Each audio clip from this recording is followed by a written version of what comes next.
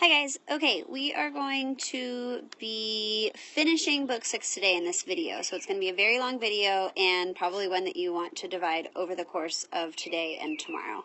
I know that on the calendar it says Monday, 6:59 to 6:79. And then it doesn't do anything else. So it's missing a day. I don't know what happened, but there should be 6:80 to 7:04. And that's what I'm going to do today in the video. But I'm also going to recap what happened in lines 361 through 659 because it's important information.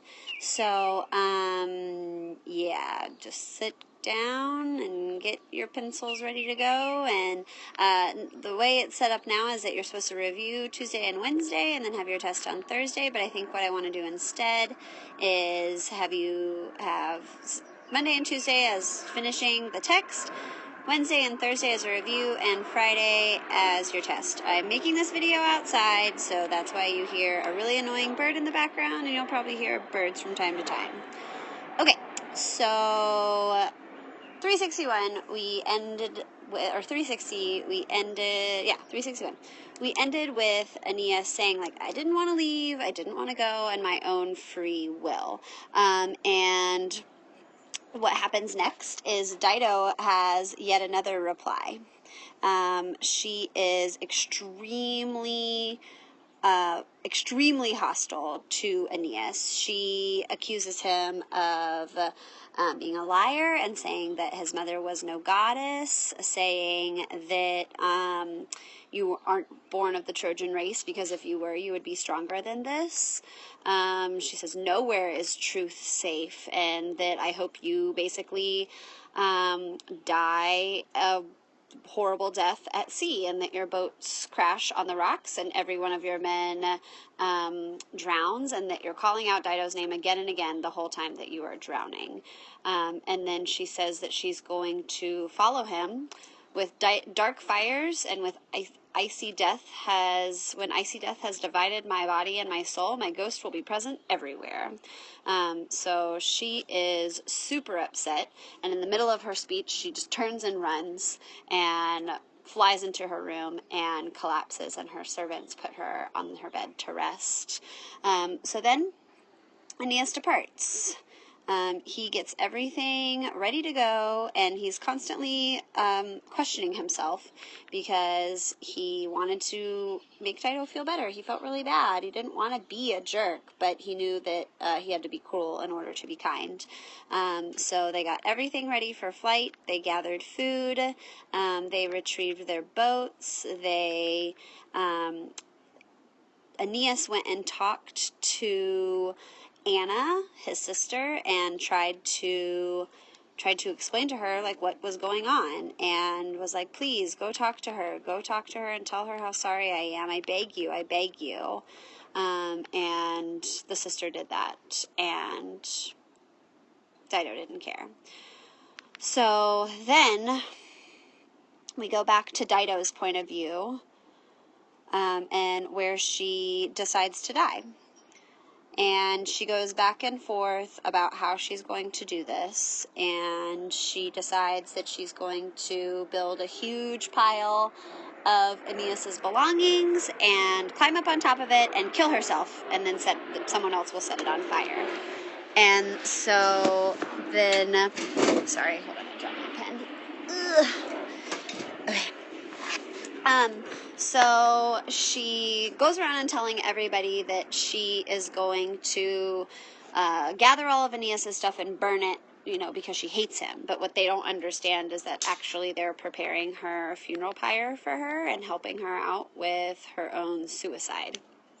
And she continues to have a pity party for herself from lines 450 to 553. Dido is basically wandering around talking about how upset she is and how, see, what can I do now? Mocked by my former suitors. I'm seeking marriage humbly with Numidians who already have disdained me so many times. Should I follow the Trojan one? What should I do? She's going back and forth. about what she should do or how she should handle this. And then she's like, you know what? No, I'm just going to kill myself. Then finally, Mercury comes to Aeneas. They're getting ready to go, and he comes to him one more time, and he says to Aeneas, son of the goddess, can you consider sleep in this disaster? Can't you see the danger that surrounds you, madman? Can't you hear the favorable west winds blowing? Are you determined to die? She is, and she broods on mortal deceit and sin, and is tossed about on anger's volatile flood. Won't you flee from here in haste, while you can hasten? Soon you'll see the water crowded with ships. Come now, end your delay. The woman is ever fickle and changeable. So everybody's super sexist in this, but that's okay. And he wakes up with a start, and he's like, oh, snap, we gotta go. And he tells all of his men to snatch up all their belongings and to leave. Dido wakes up and sees that everybody's departed, and she curses him again. Basically, like, placing a curse on his whole house. It never really, comes to fruition, but she does say one thing. I pray that shore be opposed to shore, water to wave, weapon to weapon. Let them fight, them and their descendants. So she's obviously making a direct reference here to the Punic Wars, and that's something you need to be very aware of. Okay, so we are going to pick up at line 659. Okay, she says another curse against Aeneas, and that's where we pick up here in our first slide at 659. Okay, so everybody ready? Let's go through this. I'm going to choose purple to mark up the text for you. There's going to be a lot of explaining I'm going to have to do and pause. It's very important that everything I'm referencing, that you listen to it and that you are aware about what I am saying, because all of these topics are things that could be asked potentially in your short answer or in your essay. So make sure you aren't just, when I go on my tangents, they are not useless. You need to know what I am talking about. She said, and, having impressed her face on the couch, unavenged we shall die, but let us die, she said. Thus it is pleasing to go under the shadows. She's referring directly to the underworld here, okay, in this whole thing. Cruel one, let him drink up this fire with his eyes from the deep. Sorry, not just cruel one, but cruel Dardanian one.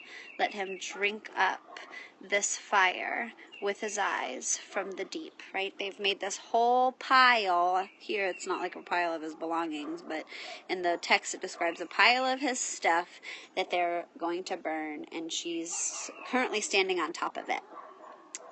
And may he bear the omen of our death with him. So again, another curse. She had spoken, and, this is especially graphic, the comrades caught sight of or looked upon that one having slipped among the middle of such iron. So here she is, right here. She's falling on her sword, and she's stabbing herself in the stomach in order to commit suicide. It's not a fast death. She's got to bleed out. And again, the comrades catch sight of the sword spraying with blood and having sprinkled the hands. So when she falls on her sword, there's blood everywhere. I feel like his imagery here is very, very intentional. Alliteration and onomatopoeia, right? There's this, at the sound of the S, where it's like all the blood is just going like out of her body. A shout goes to the high atrium. Rumor raves through the concussed city. So it's like as soon as this happens, rumor goes nuts. The city just like, it's like almost like an immediate panic that descends upon the city. The roofs roar with laments and groaning and feminine ululation. Remember before, the ululating was taking place for a happy thing, so it's like, but the ululation now is like, is what I kind of imagine it as. The air sounds with great wailings, none other than if all Carthage or ancient Troy rushes or fell with the enemies having been sent in, and the raging flames might roll both through the roofs of men and through, understood, the roofs of the gods. Okay, this is your simile comparing this sudden chaotic scene that is ensuing to a fall of a city. Okay, now we are going to get Anna, her sister. Remember in my discussion at the beginning, Anna, who we haven't even talked about up until like the end of book 4, but whatever. Anna goes back and forth, and she is on her way back from having left Aeneas, and so she's not with her sister at this time. Okay, but bloodless, she heard, and terrified, with trepid steps, or with a trembling course, the sister, defiling her face with her nails and her chest with her fists, rushed through the middle and shouted the dying one by name, or yelled for the dying one by name. This is a little bit weird if you don't understand ancient funeral customs. It was customary for women to literally, like, to show grief. They clawed at their clothing. They tore at their hair. They scratched up their faces to, like, show what they were feeling, and they would strike their chests with their fists to, like, as they shouted and screamed and wailed. It was not just like an emotional thing, it was a complete physical reaction that took place. And she's about to talk to her dying sister. This was that, sister? You were seeking me in a trick? That funeral pyre was preparing this for me? The fires and the altars were preparing this? What first, deserted, shall I complain about? Dying, did you hope, or sorry, dying, did you reject your sister as a comrade? Okay, all of these are rhetorical questions that Anna is asking her sister. She is so dedicated of a sister that she's saying, like, I would have died with you. Like, if you had asked me to do this with you, I would have done this with you. Like, the fact that you tricked me, like, what the heck? If you had called me to the same fate, the same sadness or pain, and the same hour would have taken us both with iron. I would have committed suicide with you, she's trying to say. I even built with these hands, and I called the fatherly, or the gods of the fatherland, with this voice. Thus, as I was, or having been placed, or having been put, I was away from you, cruel one. Like, So you planned this. You sent me to talk to Aeneas, and you knew you were going to kill yourself at that time. That's what she's asking her. You extinguished, or you killed yourself and me, sister, and your people, and your country, and your Sidonian city. She's really upset right now. I mean, she's seeing her sister just having recently taken her life, but still not dead. Give that I may wash your wounds with water. And if there is any breath left wandering above, may I take it in or gather it up with my mouth. So obviously she thinks like when she breathes out her spirit, it's going to be going to the underworld, and she's like, no, let me take you in. Let me keep what's left of you. Thus, having spoke, she had climbed, sorry, I'm looking at what my dog is doing. Thus, having spoke, she had climbed the high steps, and having embraced, she was cherishing her half-conscious sister in her lap with a groan. So she sees her from far away, and that's what she's yelling all of this stuff. She's like, how could you do this? How could you do this? I would have helped you. Why did you have to lie? This is Anna in the picture. Here is Dido. And she was drying the dark blood or slaughter with her clothing. That one, having tried to lift again her heavy eyes, fails. The fixed wound hisses under her breast. So she obviously like stabbed herself in the stomach, and like as she's like trying to move, it's like that's like the grossest noise I can make that sounds like blood coming out. I don't really know. Trying. 3 times lifting herself, and having leaned on her elbow, she lifted. 3 times she rolled back on her couch, and with wandering eyes she sought the high sky, and she groaned, having found the light. You know how it's like common for people to say, like, you know, I saw a white light when I was like about to die. That's what it's talking about here. So it's kind of interesting that whole like idea of the light, something that exists in ancient times too. Then all-powerful Juno, having pitied the long pain and the difficult ruin, sent down Iris from Olympus. Iris, you'll see here, there's a rainbow.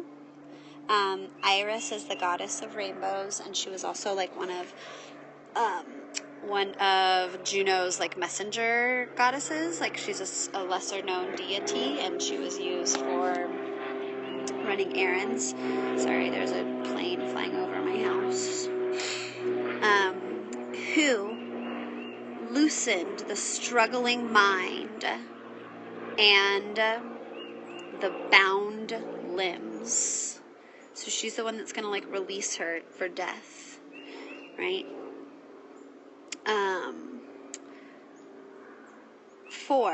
Because she was perishing not by fate nor death having been deserved, but miserable before her day. She was dying before her time, and inflamed by a sudden fury.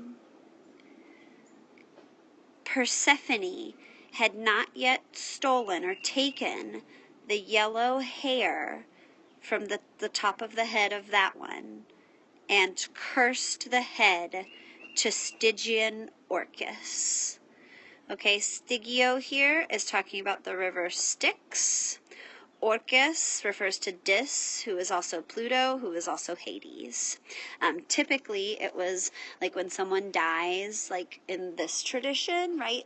Persephone would have to cut their hair in order for them to, like, their soul to be released to the underworld. And so they're saying that, like, that hadn't even happened yet. Like, Persephone wasn't even aware that this was about to happen. Like, this was such a crazy last-minute decision that not even the gods knew it was going to happen. Therefore, I love this slide. The imagery on it is beautiful. Therefore, Iris, rosy, with yellow wings, through the sky, dragging 1,000 different colors against the sun, flew down, and she stood above her head. I carry this sacrifice to Dis, having been ordered. Remember, Dis is the same as Pluto, same as Hades. And I loosen you from that body. Thus she spoke, and she cut her hair with her right hand. And together, all at once, all the heat having slipped away, and the life receded into the winds. Okay, so here in this, it is supposed to be Iris on a Greek vase painting. Okay, so people you need to know from this section. You need to know Anna, her role. You need to know Dido, obviously, and Aeneas. Okay, you need to know Persephone, Iris, Juno's role, right? You need to know what how rumor affects this whole situation. Okay, so just make sure you understand. Oh, sorry, and finally, Dis or Orcus. Okay, we'll talk more about the river Styx later, but you can look it up on your own so that you know how that relates to this. Obviously, you know that the riverboat Charon takes the souls across the river Styx, so make sure you know about that.